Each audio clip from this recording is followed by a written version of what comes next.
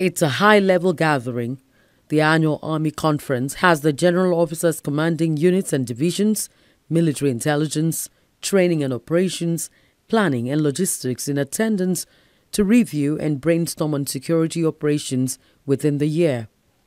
At the peak of the Boko Haram terrorist insurgency in the year 2014, the country had recorded over 100,000 deaths, more than 2 million people displaced, and over $9 billion, that is 3.2 trillion naira worth of destroyed infrastructure all over the Northeast.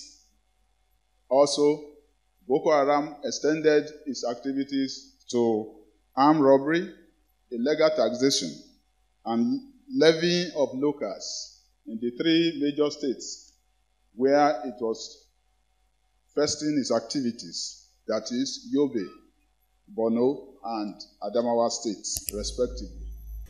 This spate of destruction continued up to 2014, and the climax of it all was the abduction of the 276 Chibok schoolgirls.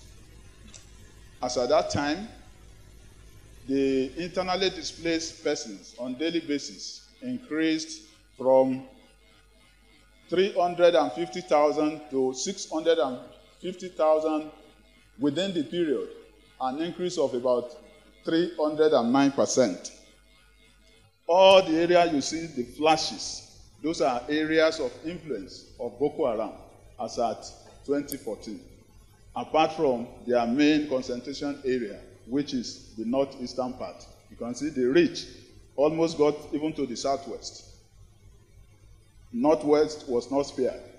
North Central was like the epicenter, in addition to the northeast. At the end of the year 2014, Boko Haram controlled more than 20 local governments in Borno, Adamawa, and Yobe states. This year's conference takes place in Maiduguri, Borno state capital, and not in Edo state as originally planned. The change of plans is said to be on the insistence of President Muhammadu Buhari, who believes it would be a sign of honor for soldiers who have paid the supreme price in the defense of the country's territorial integrity.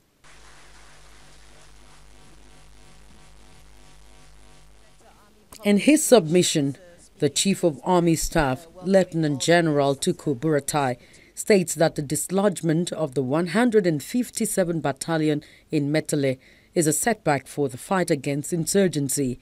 However, he's confident that such would never happen again.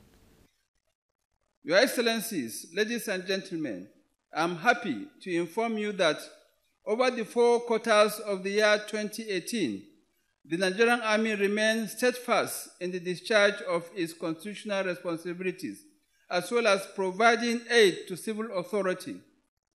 The nation's territorial integrity, particularly along our land borders, has not been breached as we continually maintain a posture to defend Nigeria's territorial rights and interests.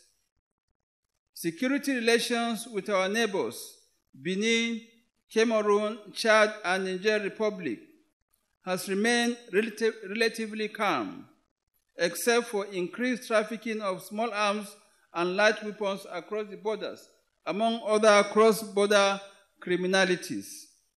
Internally, there has been recurring violence in some sections of the country, which constitute security threats to Nigeria's democracy and indeed existence. The causes for various crises in the country are often ideological, economic, political, religious, as well as ethnic, among many other reasons. These socio-political and socio-economic issues have direct bearing on the security climate of the country. I am pleased to report that internal security in Nigeria has improved drastically from where we were in the year 2015, when I took over command of the Nigerian Army. However, we recognize that there are potent threats that require us to continually review our operations. General Buratai talks tough, stating that henceforth the Nigerian army would modify its strategies from the defense posture to offensive positions.